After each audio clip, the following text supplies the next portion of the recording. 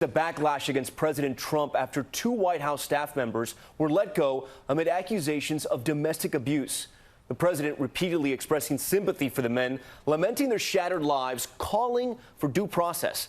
Tonight, among those crying foul, an ex-wife of one of those former staffers who says the president has implied she's a liar. ABC's David Wright is at the White House tonight. Tonight, President Trump on the defensive for lavishing praise on former White House Staff Secretary Rob Porter, even after both Porter's ex-wives accused him of domestic abuse. He says he's innocent, and I think you have to remember that. He came and grabbed me by the shoulders here and pulled me out of the shower in a rage. Today, one of Porter's exes, Jennie Willougby, recounts her own anguished response to the president's remarks in Time magazine. Quote, "I was floored," she writes. "My friend turned to me and said, 'The President of the United States just called you a liar.'" She also expressed outrage over the president's Saturday tweet, railing against false accusations and demanding due process for men accused of sexual misconduct. Senator Kirsten Gillibrand reminded her constituents that more than a dozen women have accused Trump, tweeting, "If he wants due process, let's have congressional hearings tomorrow." Those accusers have had their day on your network and elsewhere for a long time. They have no witnesses. There's nobody around. It's a total setup. Trump adamantly denies he ever groped any of his accusers.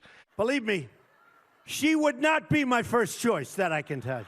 And when it comes to his friends and allies, he gives them the benefit of the doubt. From Roger Ailes. I can tell you that some of the women that are complaining, I know how much he's helped them. To Senate candidate Roy Moore. He says it didn't happen.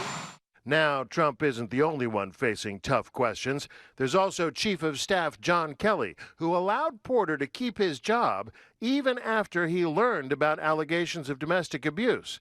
Today, White House officials insisted Porter misled the president and Kelly. It became obvious when the photographs came out that the person was not being honest with the president.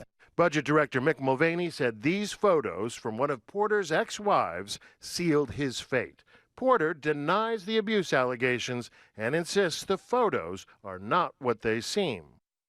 All right, David Wright joins us live now. Now, David, the White House is saying they'll be focusing on a major infrastructure legislative push, but the turmoil surrounding his West Wing will likely continue to draw attention.